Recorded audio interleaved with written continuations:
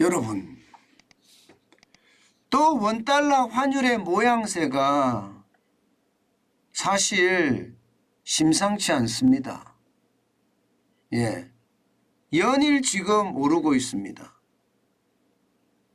이번에도요, 우리 시장이 닫고 나서 역외 시장이라고 이야기하는 뉴욕의 차액 거래 선물한 시장에서 원달러 환율이 또 올랐습니다. 그 상승폭이 만만치 않아요. 10원에 가깝습니다. 9.5원이나 올랐습니다. 시장이 이렇게 오르니까요, 또 말입니다, 불안감이 조금씩 커지는 것 같아요. 그만큼 말입니다, 이 원달러 환율은 우리 시장에서 굉장히 민감한 부분이거든요. 지금 역외 시장이 열리자마자 보세요. 장 중에는 말입니다, 기본적으로 원달러 환율의 어떤 안정세가 좀 보였다고 봐야 되죠. 그죠? 그러다가 말입니다, 17시에 기점으로 해서 1261원까지 떨어졌습니다. 그러던 것이 역외 시장으로 본격 가니까 1269원까지도 올라가기도 했습니다. 결국 마감은 1268.5원으로 했는데, 이것이 말입니다, 역외 시장에서는요 9.5원이나 오른 수치입니다. 저는 이것을 보면서 또 작년 연말처럼 그런 불안감이 깃드는 것은 아닐까, 그런 생각도 많이 해봅니다. 사실 작년 연말 10월 25일에는요 1442.2원까지도 종가 기준으로 올라가기도 했거든요. 그러던 것이 2월 3일에는 1229.3원으로 굉장히 많이 떨어졌어요. 그러다가 말입니다, 2월 10일에는요 1265.2원으로 이렇게 마감하기도 했습니다.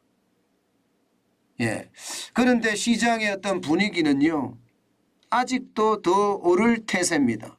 이미 6거래일 연속 올랐거든요. 6거래일 연속. 그런데도 더 오를 태세예요. 그 이유는요, 기본적으로 달러 인덱스가 계속 올라가고 있습니다. 물론 달러 인덱스가 110까지 올라가는 것은 아니지만 103.58까지 올라갔거든요. 달러 인덱스라는 건 기본적으로 6개 통화 대비해서 달러의 가치를 나타내는 건데, 이게 달러의 가치가 올라가려고 그러면요 6개 통화가 기본적으로 떨어지든가, 그죠? 쉽게 말하면 가치가 떨어지는 거죠. 가치가 떨어지든가, 그렇지 않으면 달러의 가치가 올라가든가, 그 중에 하나잖아요. 지금 현재는 달러의 가치가 올라가는 방향입니다. 왜냐하면 미국의 고용 자체가 괴물 지표를 발표를 하면서 시장이 너무 과열됐다. 51만 7천 명이 늘어났으니까 엄청났지요. 여기에다 실업률 자체가 말입니다, 실업률 자체가 기본적으로 65년 만에 최저치입니다. 65년이라고 하면요, 이게 시장 자체에는 굉장히 충격적인 숫자가 온다는 뜻이에요. 그러다 보니까 시장은요 쭉쭉 올라갈 수밖에 없는, 달러 자체가 올라갈 수밖에 없는, 긴축을 한다고 이야기하는 거니까. 금리를 올리면 어떻게 될까요? 시장에는요 여러분도 알다시피 기본적으로 말입니다, 달러의 양이 줄어듭니다.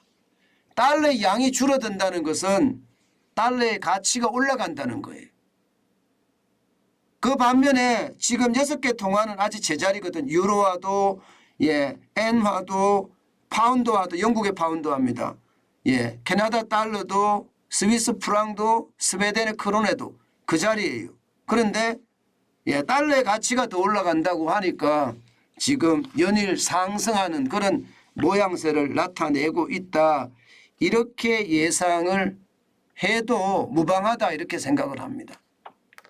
게다가 지금 원달러 환율이 이렇게 올라가고 달러 인덱스가 이렇게 요동을 치는 것은요 미국과 중국의 충돌도 이게 영향을 굉장히 많이 미칩니다.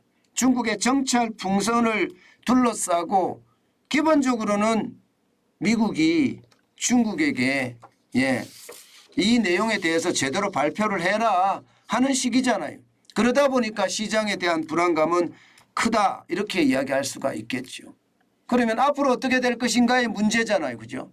원달러 환율이 앞으로 어떻게 될 것인가. 원달러 환율은요. 여러 가지 지표를 봐야 됩니다. 한 가지 지표만 가지고 결정하기는 굉장히 어려워요. 기본적으로는 달러 인덱스를 보겠지만 우리 수출도 봐야 되거든요. 여러분도 알다시피 수출이 마이너스인데 올 1월에는 최악의 마이너스예요. 최악의 마이너스가 됐다는 것 이것은요 결국 수출이 이대로는 안 된다. 이렇게 정부도 생각할 수밖에 없습니다. 그렇게 되면 환율이 조금 올라가는 것도 이게 놔두겠다 이런 의도가 있는 것은 아닐까요? 아마 그런 의도도 포함이 되어 있을 거예요. 그러니까 적어도 말입니다. 기업들 입장에서는 원달러 환율이 한 1,300원 정도는 돼야 된다. 그런 이야기를 좀 하거든요. 그런 이유는요. 기업들의 어떤 경영 계획을 1,300원에 맞춰서 짜고 있다는 이야기입니다. 그러면 수출기업 입장에서는 환율이 좀 오르면 너무 많이 오르면 또 다른 부담, 원자재에 대한 부담도 있겠지만 원자재 수입에 대한 부담이 있잖아요. 그러나 이게 어느 정도 적당선을 올라주면 수출도 다른 나라의 어떤 중국이나 일본에 비해서 가격 경쟁력이 생기는 거고요. 반면에 기업의 어떤 수출 적자도 해소할 수 있는 그런 상황이 되지 않겠느냐. 뭐 그런 요소도 아마 포함이 돼 있을 거라 짐작이 됩니다. 분명한 것은 지금 6거래일 동안 계속 올라갔다는 사실은요. 결국 시장에 다시 한번 원달러 환율을 지독하게 봐야 된다. 그렇게 저는 지시하고 있다고 생각을 합니다. 그렇다고 뭐 이렇게 이미 1265원까지 올랐는데 이게 투자의 목적으로 산다 이런 것보다는요. 여러분 위험을 회피하는 목적으로 사는 것은 저는 나쁘지 않다고 생각을 해요. 늘 제가 말씀을 드리지만 벌써 6거래일째 오르고 있거든요. 그러면 예를 들어서 해외에 미국 주식시장에 투자를 하는 분들 이럴 땐 쌀 때 조금 사두는 것도 굉장히 좋거든요. 여기에다가 말입니다. 여기에다가 기본적으로는요. 해외에 자녀들이 있다든가 내가 해외에 어떤 여행을 간다든가 아니면 해외와 연관된 사업을 한다든가 이럴 때는 조금 사두는 것도 굉장히 좋은 방법이다. 저는 그렇게 말씀드리고 싶습니다. 여러분 환율 자체가 불안하게 움직이는 것은요. 시장 속의 불안감이 좀 커진다. 이런 얘기도 된다는 것 아마 여러분들은 이제 다 알고 계실 겁니다. 때문에 환율은요. 반드시 말입니다.